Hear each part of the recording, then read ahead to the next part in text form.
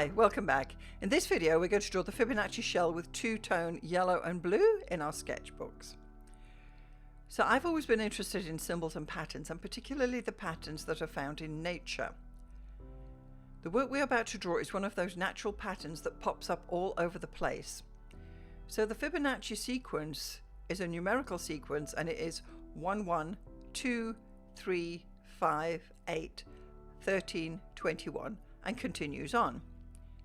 So this numeric pattern is created when the previous two numbers are added together to make the third number.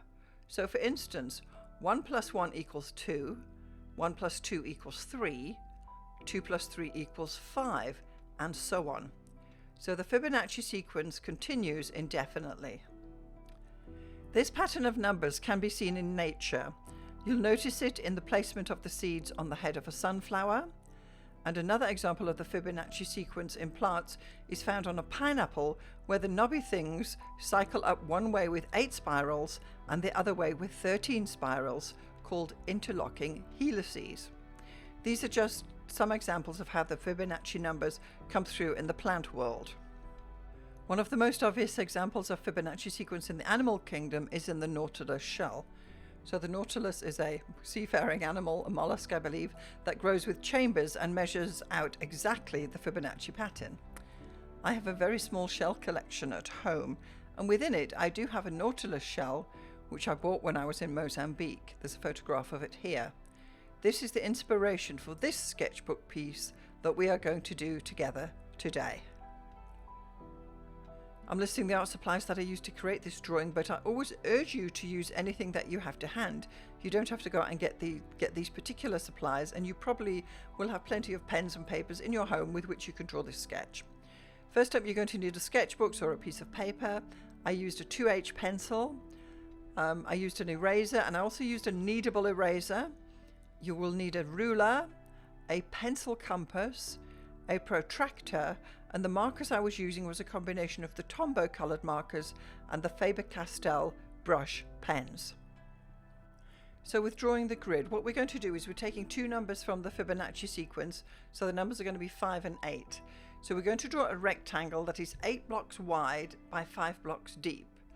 It will depend on the side of your paper, but in my sketchbook I drew a rectangle that was actually 2 by 8, which is 16 centimeters wide, and 2 times 5, which is 10 centimeters deep.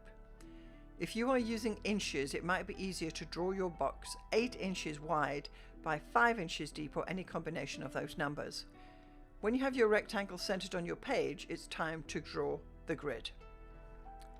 So now we're going to be drawing these blocks. We're going to just have a look at my diagram and see how to further divide up your blocks. So on the left hand side, you're going to draw a thicker line after 5 columns. Now looking on the right hand part, which is now 3 columns wide, draw a thicker line 3 rows down.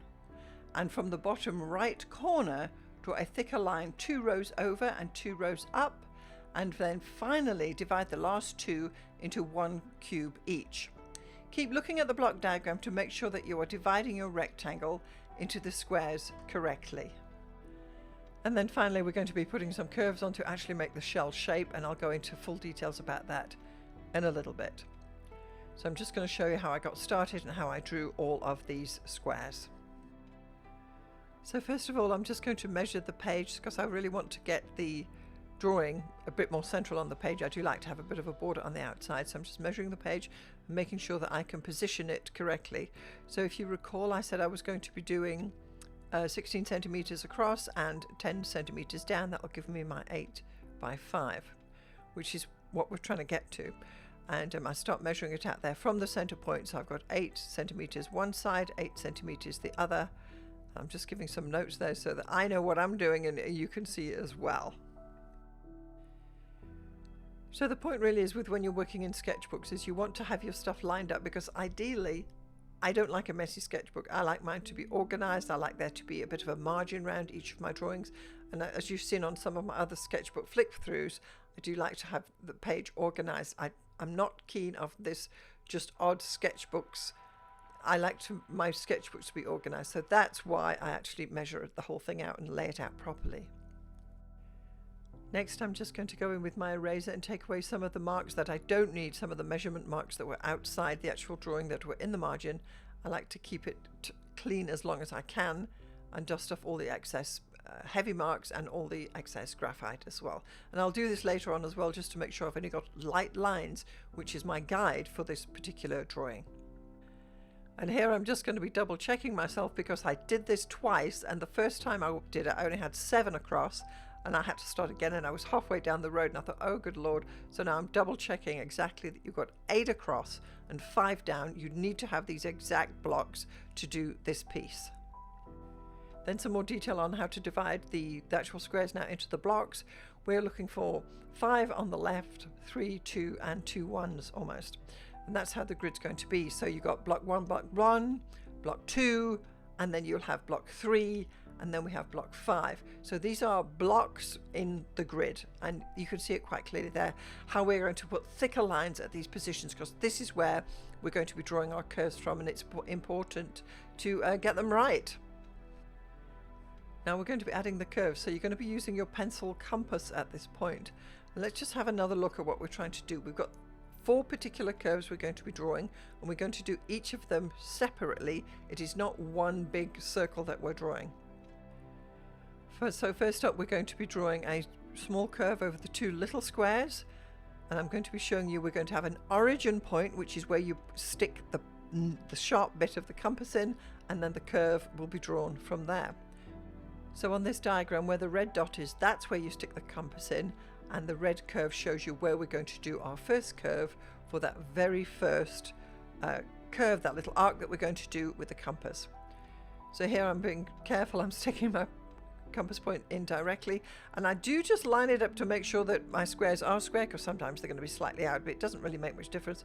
But I want to make sure that I've got my point at the exact position I want, and then by holding the top of the compass, you describe an arc away from you always, and it's easier if you lean your compass in when you're making the actual arc. So that's the first arc that we've drawn. Next, we're going to be working on the 2 square blocks, and we're going to put our origin point in where the red dot is there and describe an arc just in that last corner. So you're going to make sure you've got your point of your compass in the exact spot you want it to go in. Look at the diagram, and if need be you can go back on this video, and then also you're going to open your compass to make sure it's 2 blocks that way, and then check that it's still pretty square there. Then you will be able to draw your curve. Again, describing the arc away from you as you're working with your compass, and get your compass to lean in slightly as you go away. That's how you work with compasses. The pencil I've actually got in this compass is one from IKEA, but it's a pretty hard pencil. I think it's a 2H. I just use it because it's short.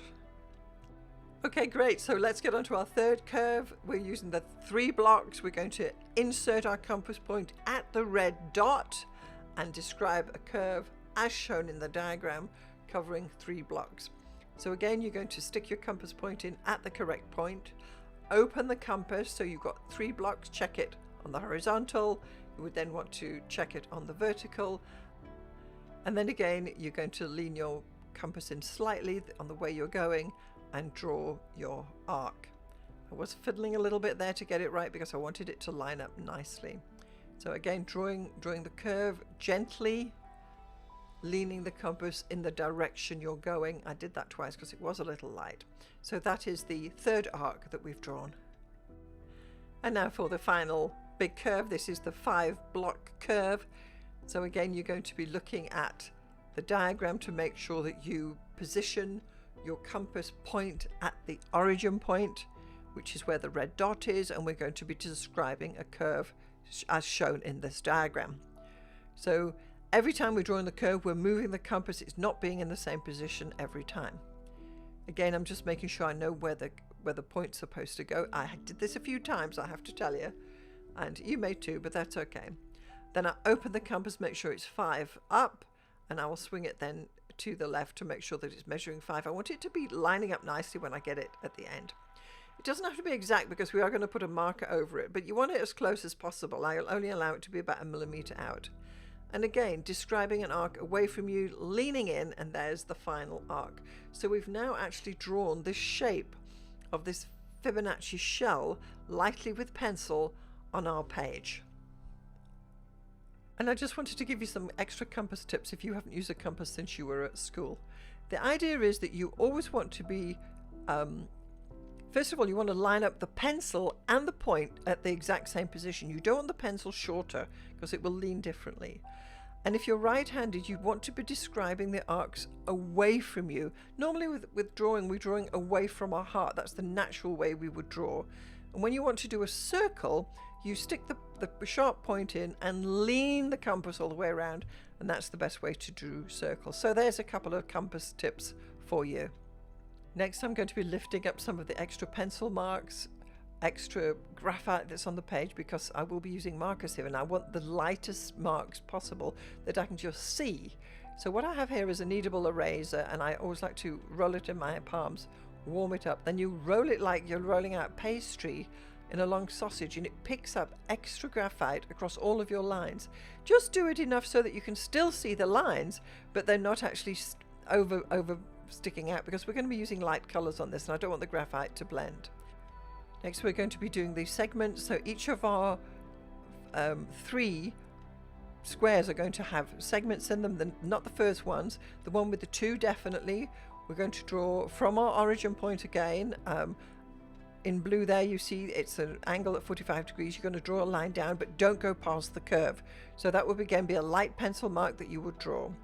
When you then get to the 3 square block, you want 30 degrees on that. So each of those, this is where your protractor comes in. You'll measure from your origin point. You put the crosshairs of your protractor on the origin point and measure off 30 degrees. And then when we get to the 5 square block, because we're dividing 90 degrees by 5, the answer is 18. So each of those will be 18 degrees wide. So you put your protractor on and you're going to measure from your origin block 18 up, and then twice that would be 2 18, so 36. It will be 18 and 36 from the horizontal, and then you would also just measure 18 and 36 from the vertical, because you're only going to put 4 lines on the 5.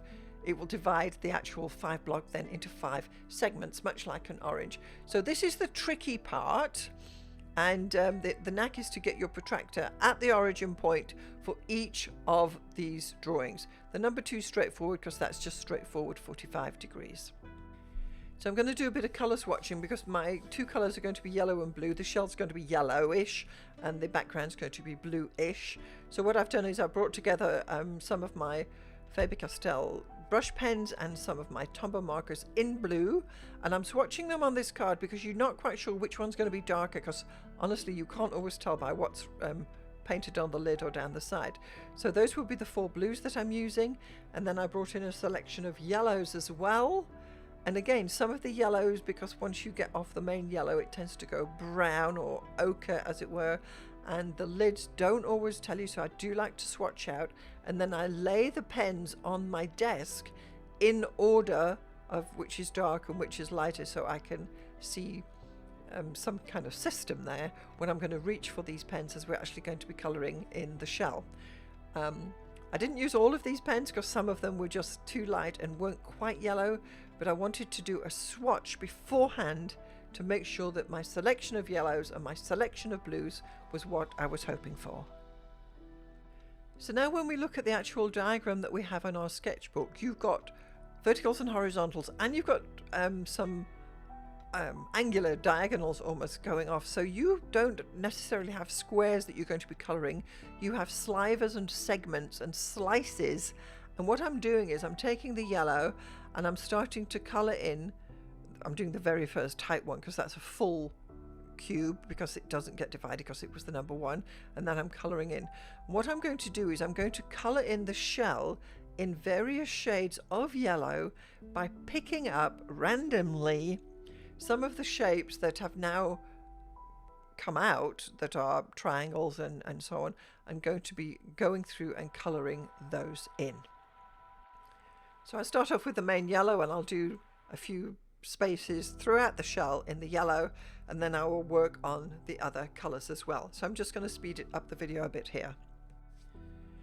When I was doing this drawing, I had about 4 goes at it because I couldn't get those segments divided properly. And if you check out the blog post on the link below in the description box, you'll see how I didn't manage to get it right. And the thing is, you've got to realize that you need to get those segments exactly correct, otherwise it looks weird at the end. But to start off with, you don't realize you've got it wrong. So this is kind of tricky, but in a way, when it's correct, it's a beautiful, beautiful pattern. And that's really why I love it. I love this Fibonacci shell. I love the way we are using these numbers to create something simple in our sketchbook. Yeah, I could have done it in any other colors. I just wanted to, I like the combination of yellow and blue. I think it works well in art, and you do see that in Van Gogh's Starry Starry Night, which is a great painting. I mean, we all know it, but yellow and blue always work well. Now I'm starting on the background, and there are some very, very thin ones just there against the shell using shades of blue. I don't have as many shades of blue. I think I've only got 3 or maybe 4, and I'm just putting those in to fill in the background again to complement the yellow. So I've finished now with the yellow and blue, just making sure I've got it correct and that it's lined up properly. I just take a black pen now, and I'm just going to reinforce the actual the curve of the Fibonacci shell, because that's the whole point of this drawing. So I just slowly went over it again just to make sure that it's clear and to bring it precisely. And because I'm right-handed, I turn it so I can draw the curves correctly. Again, you always want to be, you draw away from your heart basically when you're drawing things like curves, or you're trying to get control of your pen. So slowly went through that just with it. That is just a black Tombow, and I'm just filling up those edges on that shell just to give it some form as well. So I don't know, I really enjoy this. It's one of the pieces of my sketchbook. I wanted to share it with you. Just there putting in the border again.